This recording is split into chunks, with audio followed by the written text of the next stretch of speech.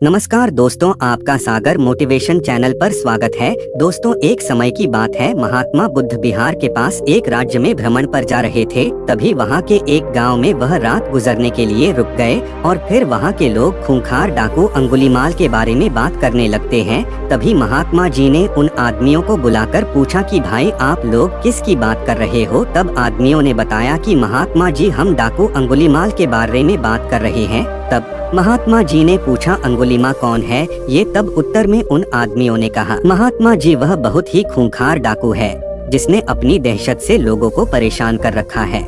वह डाकू उसके इलाके में जाने वाले राहगीरों को लूटता है और यहीं पर उसका खूंखारपन खत्म नहीं होता। वह लोगों के उंगलियों को काट लेता है और फिर उनकी माला बनाकर अपने गले में पहनता है। तब महात्मा जी ने बड़ी शालीनता से पूछा कि अंगुलीमाल डाकू मिलता कहाँ है।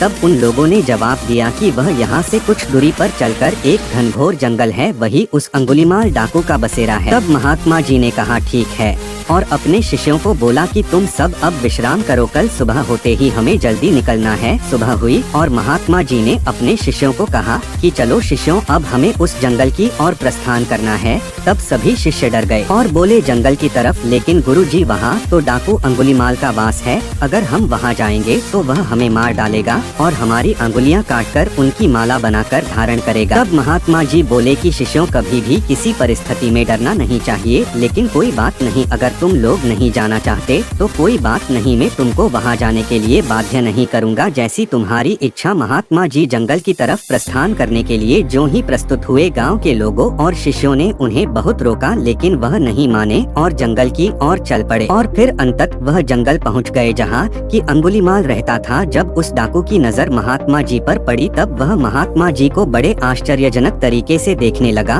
और सोचने लगा कि इस जंगल में आदमी साथ मिलकर भी नहीं आते और यह यहाँ अकेला चला आया। तब उसने महात्मा जी से पूछा कि कौन हो तुम। महात्मा जी ने कहा, मैं एक राहगीर हूँ। अंगुलीमाल ने कहा, भाई, तुम यहाँ अकेले आ गए हो, तुम्हें पता नहीं मैं कौन हूँ। तब महात्मा जी ने जवाब दिया कि हाँ, तुम भी मेरे ही तरह एक इंसान हो। तब अंगुलीमाल ने कहा कि लगता है तुम इस जगह नए आए हो, तुम्हें शायद मेरा नाम नहीं पता। उसने बड़े शालीनता से कहा। महात्मा जी ने कहा, मुझे तुम्हारे बारे में गाँव वालों ने बताया था। तब अंगुलीमाल ने कहा, फिर भी तुम यहाँ चले आए, तुम्हें मुझसे डर नहीं लग रहा क्या? तब महात्मा जी ने कहा कि डर कैसा, मुझे तुमसे क्यों डर लगेगा। तब वह डाकू गुस्से से लाल पीला होकर महात्मा जी को घूरने लगा और कहने लगा कि तुम्हें नहीं पता कि मैं कितना ताकतवर हूँ। मेरे डर के कारण यहाँ अच्छे से अच्छे दिग्गज आने की हिम्मत नहीं करते और तुम यहाँ मरने चले आए हो। तब महात्मा जी ने कहा, ताकतवर में तो तुम्हें ताकतवर नहीं मानता। तब तो गुस्से से लाल आंखें करके वह डाकू महात्मा जी को देखने लगा। तब अंगुलीमाल ने कहा कि तुम्हें नहीं पता कि मैं कितने आदमियों को मार चुका हूँ। मेरे गले में यह माला देख रहे हो, मैंने उन आदमियों को सिर्फ लुटता नहीं हूँ, बल्कि उनके हाथ की उंगलियां को काटकर अपनी माला में पिरो लेता हूँ। यह कहते हुए अंगुलीमाल जोर जोर से हंसने लगा। महात्मा जी मंद मुस्कान के साथ हंसने लगे। तब वह डाकू आश्चर्य से महात्मा जी को देखने लगा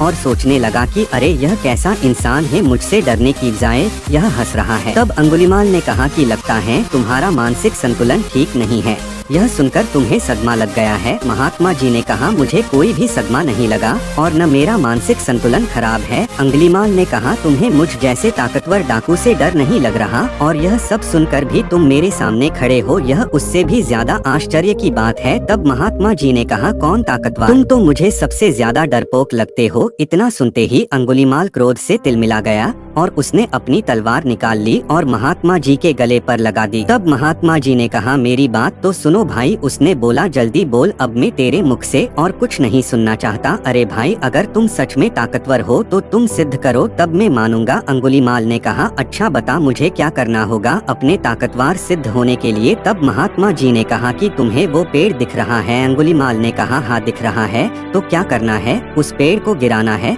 महात्मा जी ने कहा, नहीं, तुम्हें सिर्फ उस पेड़ से 10 पत्ते तोड़कर लाने हैं। इतना सुनकर अंगुलीमाल जोर जोर से हंसने लगा और हंसते हंसते पेड़ से पत्ते तोड़ लाया और महात्मा जी को देने लगा। महात्मा जी ने कहा, जाओ अब यह पत्ते उस पेड़ पर वापस जोड़कर आओ। तब अंगुलीमाल हैरानी से महात्मा जी को देखने लगा। तब महात्मा जी ने कहा, क्यों, क्या हुआ, जाओ जोड़कर आओ इन पत्तों को। तब अंगुलीमाल बोला कि यह कैसे हो सकता है कि एक बार कोई चीज टूट जाए वह वापस कैसे जुड़ सकती है। तब महात्मा जी बोले, क्यों, तुम तो बहुत ताकतवर हो न, फिर इन पत्तों को तुम क्यों नहीं जोड़ सकते। मैं तो तुम्हें जब ही ताकतवर मानूंगा जबकि तुम यह पत्ते वापस पेड़ से जोड़ दोगे, नहीं तो तुम डरपोक हो। मेरी नजर में असली ताकतवर तो वह होता है जो कि टूटी हुई चीजें जोड़ दे, जो चीजें तोड़े वो कैसा ताकतवर। यह सुनकर अंगुलीमाल महात्मा जी के चरणों में गिर गया और उनसे कहने लगा कि महाराज जी मुझे क्षमा करे, सचमुच मुझे आज एहसास हुआ कि मैं कितना बड़ा पापी हूँ। मैंने कितने निर्दोष लोगों का खून बहाया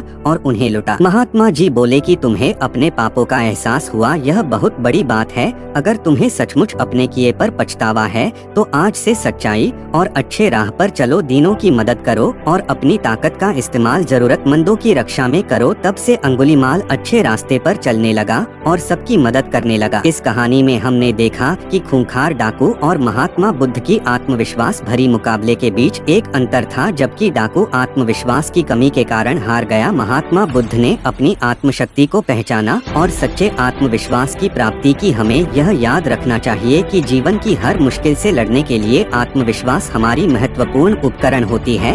हमारी जीत या हार आत्मविश्वास पर निर्भर करती है और जब हम सही तरीके से आत्मविश्वास को समझते हैं और उसे विकसित करते हैं तो हम सचमुच अपारतंत्री हो सकते हैं।